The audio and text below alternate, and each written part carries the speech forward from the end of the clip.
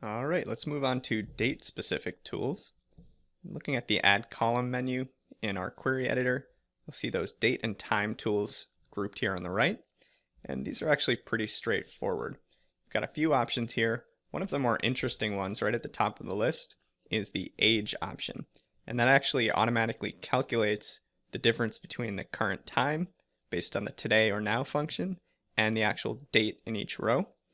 You also have the date only tool, which basically looks at any fields that might contain both a date and a timestamp, and it strips the time component out and leaves you with just that date only.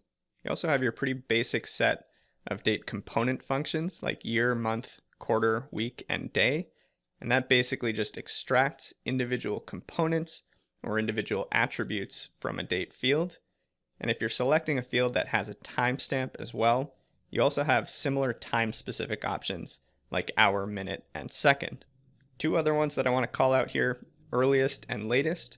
You'll see those two at the bottom of the list, and they're both grayed out, and that's because we're in the Add Column menu, and both of those functions act just like the statistics tool, and they return a single value. So to access those two options, you'll need to grab them from the transform option, and as you might have guessed, the earliest option is going to return the earliest date in the column. Latest is going to return the last date.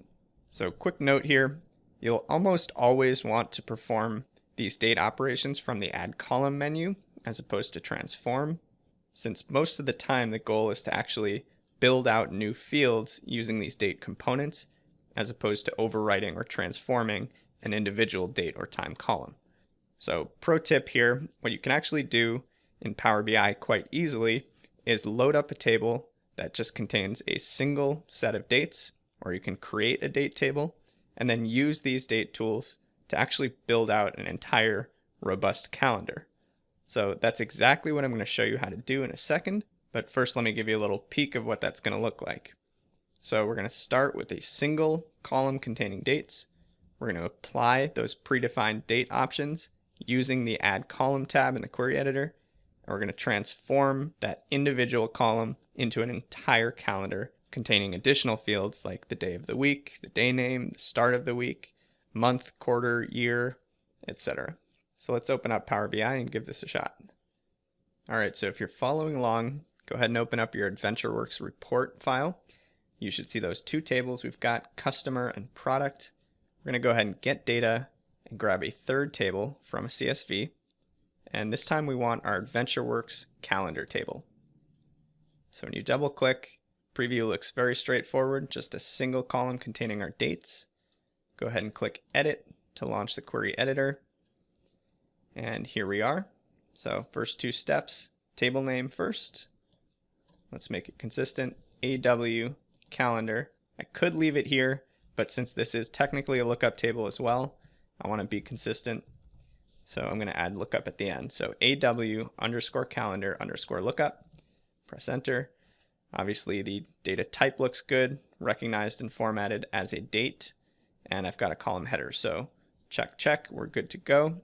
And now let's explore some of these date tools.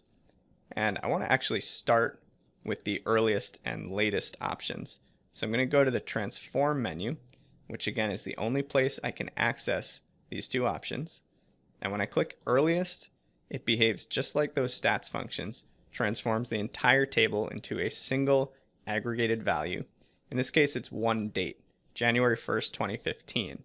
That tells me that's the earliest date in my sample. So we can close that step, get back where we started, and repeat the process for the latest date, 6/30/2017. So that tells us that the scope of the data set that we're dealing with is from January 1st, 2015 through the end of June 2017, or about 2.5 years of daily data. So I'll X out of that applied step as well. And now let's shift gears into the Add Column tab. And this time I want to create some new fields based on this date. So as you can see, I've got all my options here. Let's start with a day option and choose name of day. So obviously that just created a brand new column, exactly like we'd expect, and it gave it a column header by default of day name. Now I can customize those headers. In this case, I'm okay with that, so I'll leave it as is. And now it's important to note when you use these date tools that you have to have your date column selected to access those tools. If I accidentally selected day name, for instance, which is really just a text string, and I access those tools, you'll see that now they're grayed out. You can't really do anything except parse that field since it's a text string. So I'll select my date again, and now I've got access to everything. So another interesting one I want to show you is week. And I want to do the start of the week here. And there you have it. As you can see, Power BI has decided that a week starts on Sunday. So January 4th, 2015 was a Sunday. The next week starts on January 11th, which was the next Sunday, and so on and so forth. You can actually change this, and it's not very intuitive. You actually have to dig in to the M code, which I told you we weren't going to do, but I lied. I want to show you this just because it's a really helpful little tip. And what you're going to do is I expanded the formula bar here, and you see where it says date.start of week and then the word date in brackets. I'm going to click my cursor right after the closing bracket and press a comma. Now there's two different ways to determine a custom start date for the week. Number one, I could type just a number, which Power BI will interpret as a day of the week. And I know for a fact that number 1 represents a Monday. So if I just type that 1 and press enter, now you'll see these dates all shifted by 1. So now the start of the week is on a Monday, the 5th, the 12th, the 19th, etc. You can go back in and press 2. You'll see they shift again to a Tuesday. So that's the first way to update. The second way, which is a little bit more readable, is to actually type day dot and then the name of the weekday. So day dot Monday, and there you go. I've got my Monday start weeks, January 5th, 12th, etc. So let's go ahead and leave it just like that, as is. I'll collapse my formula bar, and now remember, I have start of week selected. I'm going to go back and select date before I access these tools. And now let's go ahead and grab some month fields. So I want the start of the month, Jan 1, scroll down, Feb 1, looks good. Select date again. Let's go ahead and do the month name at the bottom here, name of month. There we go. And then we'll do 2 more for the years. I don't really need quarters in this case. So let's do the start of the year. And then the last one, let's do the actual year itself. So year. And that looks like a great start. I think that's pretty much all that I'll need. I've got date, the day name, the start of the week, start of the month, name of the month, start of the year, and the year itself. And so what this calendar table will allow me to do is filter and segment the values in my data set, in my data model, by any of these fields that I've just created. So it will allow me to look at things like sales not only by day, but by week or by month or by day of the week.